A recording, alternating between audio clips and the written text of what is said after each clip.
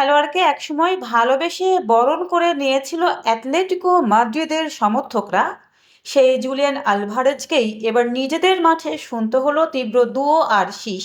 ভিয়ারিয়ালের বিপক্ষে ম্যাচে আলভারেজের নাম ঘোষণা হওয়ার সময় থেকেই শুরু হয় সমর্থকদের ক্ষোভ। আর ৬৬ মিনিটে যখন মাঠে নামলেন আর্জেন্টাইন এই তারকা, তখন পুরো স্টেডিয়ামের একাংশ যেন ফেটে পড়ল দুয়ো আর বিদ্রূপে। কিন্তু কেন?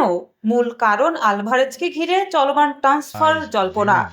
বিশেষ করে বার্সেলোনায় যাওয়ার আগ্রহের খবর অ্যাটলেটিকো সমর্থকদের মধ্যে তৈরি করেছে তীব্র ক্ষোভ। আর সবচেয়ে কষ্টের দৃশ্যটা আসে ম্যাচ শেষে। অন্য সতীর্থরা যখন গ্যালারির সামনে গিয়ে সমর্থকদের অভিবাদন জানাচ্ছেন, আলভারেজ তখন একাই চলে যান ড্রেসিং রুমের পথে।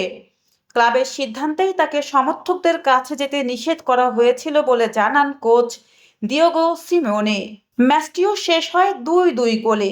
১০ জনের অ্যাটলেটিকোকে শেষ মুহূর্তে গোল করে ১ পয়েন্ট এনে দেন জুলিয়ানো সিমিওনে। তবে ফুটবলের মাঠে ফলাফল ভুলে যাওয়া যায়, কিন্তু নিজের সমর্থকদের কাছ থেকে পাওয়া এমন অপমান একজন খেলোয়াড়ের মনে কতটা দাগ কাটে, সেটাই এখন সবচেয়ে বড় প্রশ্ন। আলভারেজ কি শেষ পর্যন্ত অ্যাটলেটিকোতেই থাকবেন, নাকি সত্যিই নতুন ঠিকানা খুঁজবেন? News desk, অন্যধারা।